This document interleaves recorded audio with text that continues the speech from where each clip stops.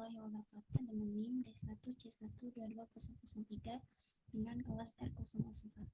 Di sini saya akan menjelaskan tugas ujian teknologi pemirsa STP MSI. Tugasnya yaitu dari segi ketersediaan dan komposisi penyusunan teknologi prosesnya komoditi pinang, nipah, dan jernang, serta pangsa pasarnya, apakah komoditi pinang, nipah, dan jernang dapat berkontribusi di bidang pangan maupun non-pangan. Contoh.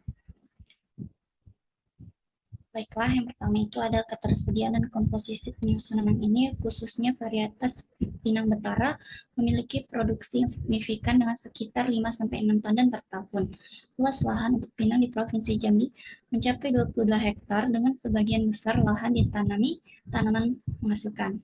Kemudian ada komposisi penyusun dari pinang, yaitu biji pinang mengandung zat-zat antioksidan dan memiliki berbagai manfaat kesehatan.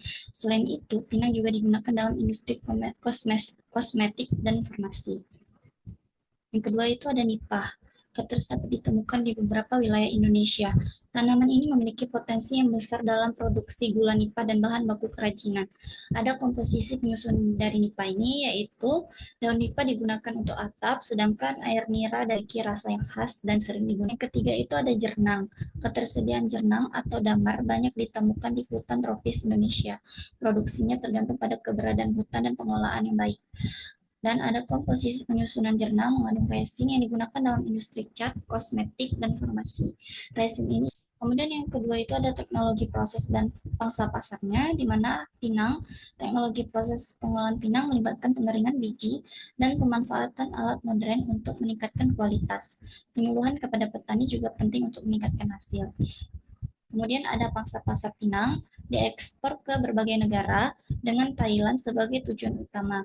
Pada tahun 2021, nilai ekspor pinang dari Jambi mencapai sekitar US 141 juta US dollar, menyumbang hampir 40% dari total ekspor nasional.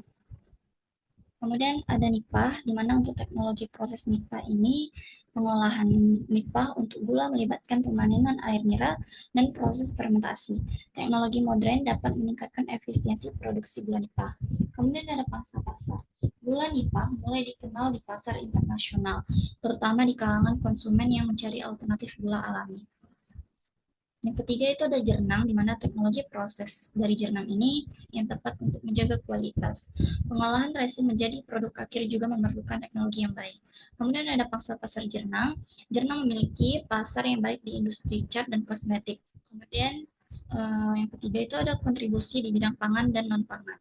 Untuk pinang, pangan, yaitu meskipun pinang tidak dikonsumsi secara langsung, biji pinang kering digunakan dalam tradisi Minang yang merupakan campuran pinang, gambir, dan tembakau. Sedangkan untuk non-pangan pinang digunakan dalam industri farmasi untuk membuat obat-obatan serta dalam kosmetik dan pewarna alami. Kemudian ada nipah, di mana untuk pangan nipah ini, gula nipah dapat digunakan sebagai pemanis alami dalam berbagai makanan dan minuman. Kemudian ada non-pangan nipah, yaitu daun nipah digunakan dalam kerajinan tangan dan atap, memberikan nilai ekonomi tambahan. Kemudian ada jernang, di mana untuk pangan jernang ini meskipun tidak langsung berkontribusi pada pangan, resin jernang dapat digunakan dalam beberapa produk makanan sebagai bahan pengawet. Kemudian ada non-pangan jernang, memiliki aplikasi luas dalam industri cat, kosmetik, dan farmasi, menjadikannya komoditas yang bernilai tinggi. Kemudian ada contoh penerapan pinang. Penggunaan biji pinang dalam industri farmasi untuk obat kumur dan obat cacing. Kemudian contoh penerapan pada nipah, yaitu produksi gula nipah yang semakin populer di kalangan konsumen yang mencari alternatif gula sehat. Kemudian contoh penerapan jernang itu penggunaan resin jernang dalam pembuatan cat dan produk kosmetik yang ramah lingkungan. Kemudian kesimpulan, dengan demikian pinang, nipah, dan jernang memiliki potensi besar untuk berkontribusi di bidang pangan maupun non-pangan, baik melalui produk langsung maupun aplikasi industri.